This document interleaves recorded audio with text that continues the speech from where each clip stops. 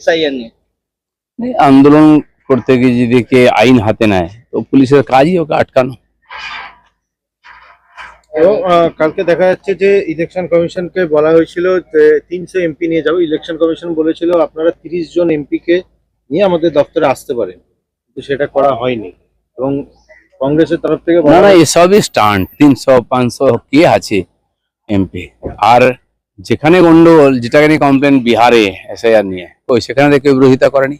সমস্ত party BLA 2 দিয়েছে, তারা সহযোগিতা করেছেন। তারপরে এই যে এত বিশাল সংখ্যায় ভুয়ো ভোটার বাদ গেছে, এটা তো জেনে গেছে সবাই যে এটা বাস্তব আছে।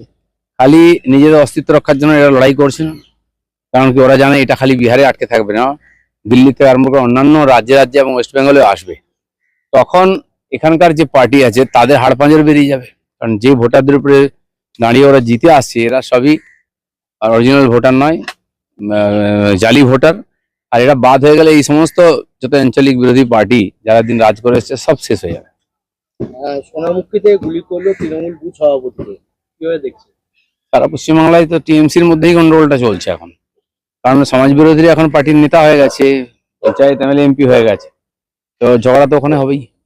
হুমায়ুন কবিরের হঠাৎ মন্তব্য, তা নিয়ে অভিষেক বন্দ্যোপাধ্যায়ের বর্ণনা এবং পাশাপাশি দলের নেতাদের সংযম থাকার এটা এখন টিএমসির ফ্যাশন হয়ে গেছে, কেউ না কেউ উল্টা পাল্টা বলবে, তারপর কোন নেতা আবার কিছু বলবে।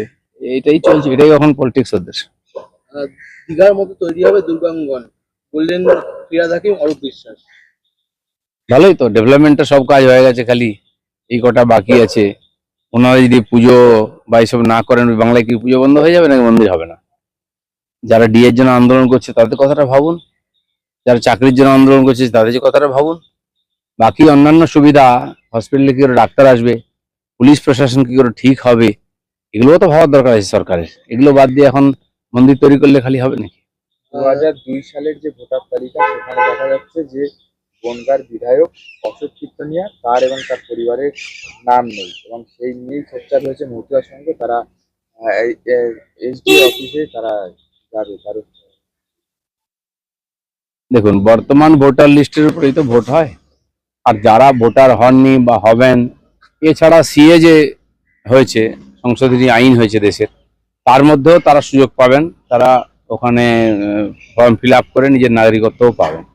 আর অনেকে এরকম আসল ভোটাররা বাদ গেছে পশ্চিমবাংলায়, আর যারা মারা গেছে বা বাইরের লোক, তাদেরকে ভোটার করে রাখা হয়েছে। সেই জন্য এখানে সংশোধন দরকার আছে।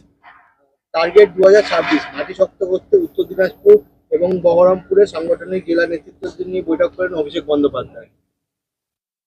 ইলেকশন আসছে, এখন সংগঠন আছে কিনা খুঁজে দেখছেন ওনারা গিয়ে।